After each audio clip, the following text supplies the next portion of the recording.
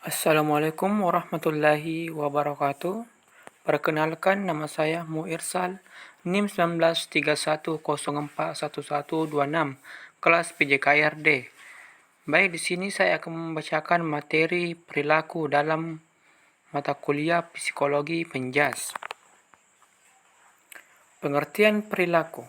Perilaku adalah serangkaian tindakan yang dibuat oleh individu, organisme, sistem, atau intensitas buatan dalam hubungannya dengan dirinya sendiri atau lingkungannya, yang mencakup sistem atau organisme lain di sekitarnya serta lingkungan fisik atau mati.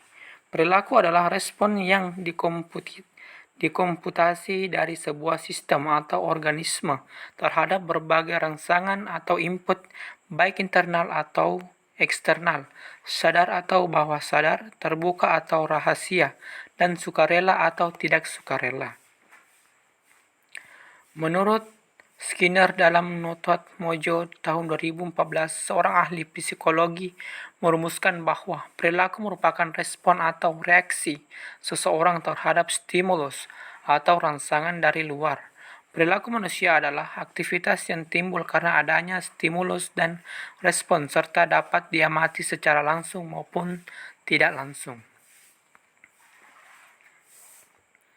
Pada konteks ini, perilaku manusia khususnya dibagi menjadi dua, yaitu perilaku tertutup, perilaku yang hanya dapat dimengerti dengan menggunakan alat bantu atau metode tertentu, misalnya berpikir, sedih, berkhayal, dan sebagainya. Perilaku terbuka, perilaku yang secara langsung dapat diketahui maknanya, dan dasar manusia berperilaku karena adanya dorongan dari dalam. Suatu usaha karena adanya kebutuhan, sehingga perilaku terjadi karena dorongan untuk pemenuhan kebutuhan. Ciri-ciri perilaku manusia. Dalam buku pengantar psikologi untuk kebidanan 2021 karya Puspita Puji dan teman-teman, ciri-ciri perilaku manusia sebagai berikut. 1. Kepekaan sosial.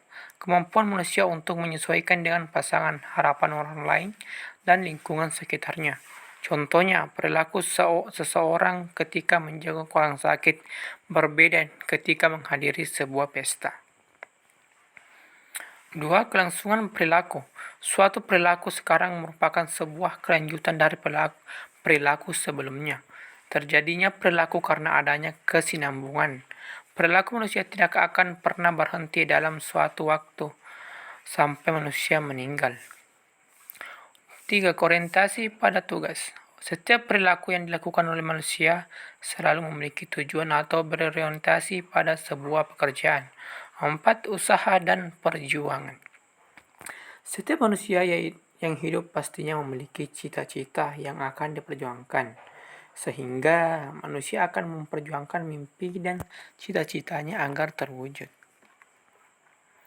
Manusia adalah individu yang unik. Setiap manusia memiliki ciri-ciri sifat, watak, dan kepribadian yang berbeda-beda, serta menjadikan manusia menjadi pribadi yang unik, terlebih memiliki pengalaman dan masa lalunya sendiri-sendiri.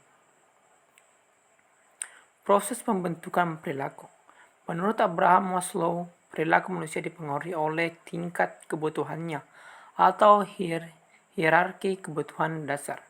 Terdapat 5 level kebutuhan dasar manusia, yaitu kebutuhan fisiologis, kebutuhan makan, minum, tidur, pakaian, dan lainnya.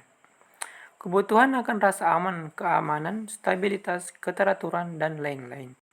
Kebutuhan sosial, kebutuhan rasa memiliki dan kasih sayang, afeksi, keluarga, relasi, dan sebagainya. Kebutuhan akan penghargaan, kebutuhan pencapaian status, tanggung jawab, reputasi, dan lain-lainnya. Kebutuhan akan aktualisasi diri, kebutuhan untuk pengembangan diri, pemenuhan ideologi, dan lain-lainnya. Jenis-jenis perilaku manusia menjadi dua bagian, yaitu perilaku refleksif. Perilaku refleksif merupakan perilaku manusia yang ditimbulkan oleh reaksi secara spontan terhadap stimulus yang ada maupun otomatis.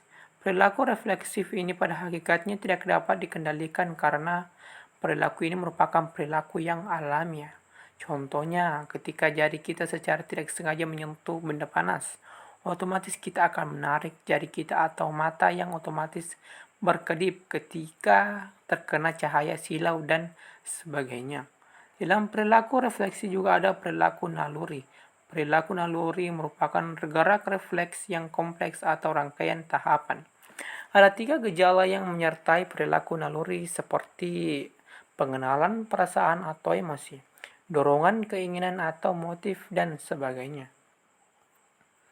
Perilaku non-refleksif, perilaku yang dikendalikan oleh pusat kesadaran atau otak. Stimulus diterima oleh reseptor, kemudian diteruskan kepada otak untuk direspon melalui efektor. Proses yang terjadi dalam otak dinamakan proses psikologis. Perilaku ini merupakan perilaku yang dibentuk dan dapat dikendalikan. Perilaku ini dapat berubah setiap saat sebagai hasil dari proses belajar. Berdasarkan batasan, dilansir dari situs resmi Kementerian Kesehatan, perilaku juga dapat dibedakan berdasarkan batasan terbagi menjadi perilaku pasif. Perilaku pasif juga disebut respon internal. Perilaku ini sifatnya masih tertutup, terjadi dalam individu sehingga tidak bisa diamati secara langsung. Contohnya dalam berpikir, angan-angan, berfantasi, dan lain sebagainya. Perilaku aktif. Perilaku aktif disebut dengan respon internal atau bersifat terbuka. Perilaku ini bisa diamati secara langsung karena tindakan nyata, contohnya bekerja, membaca buku, membersihkan rumah, dan lain sebagainya. Baik, itulah tadi presentasi atau bacaan yang saya bacakan. Lebih dan kurangnya mohon dimaafkan. Wabillahi taufiq wal hidayah. Assalamualaikum warahmatullahi wabarakatuh.